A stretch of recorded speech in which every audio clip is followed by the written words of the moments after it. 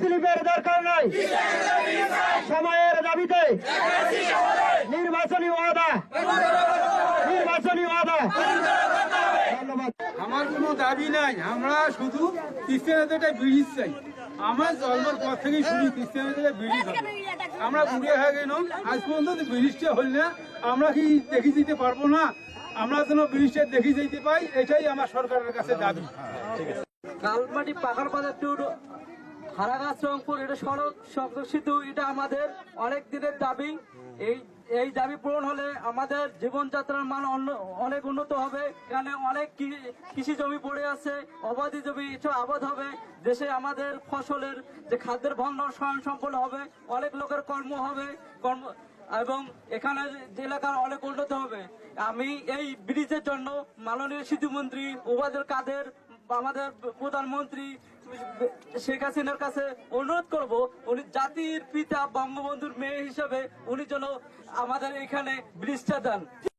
এই আমাদের কানবাড়ি থেকে হারাগাছ সংযোগ সেতু ব্রিজটি স্বাধীনতার পর থেকেই দাবি।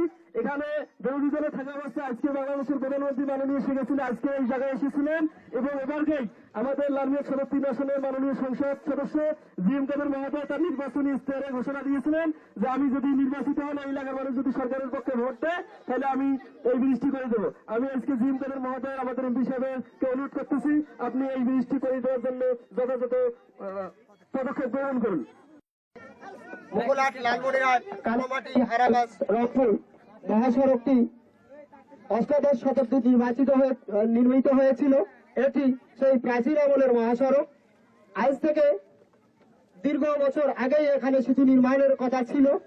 এখানে নির্বাচনের সময় নির্বাচিত জনপ্রতিনিধি প্রার্থীরা কথা দিয়েছিলেন যে নির্বাচিত হলে ওনারা তিস্তা নদীতে ব্রিজ নির্মাণ করবেন।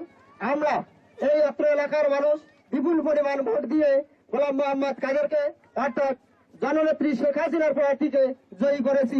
সুতরাং আমরা তার কাছে আজকের এই ব্রিজটি দাবি করতেই পারি।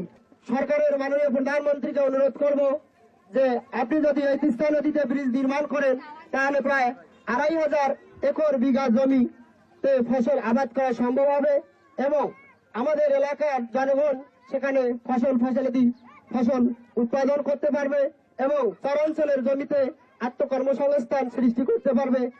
আমাদের শিক্ষার্থীদের দাবি, আমাদের এই পাখার মাথায় একটা ব্রিজ দিতে হবে। আমরা যখন আমাদের এই মাননীয় প্রধানমন্ত্রী শেখ হাসিনার যে মনোনীত প্রার্থী জিএম কাদেরকে নির্বাচিত করেছিলাম, তিনি আমাদেরকে এই পাখার মাথা ব্রিজ দেওয়ার জন্য প্রতিশ্রুতিবদ্ধ হয়েছিলেন।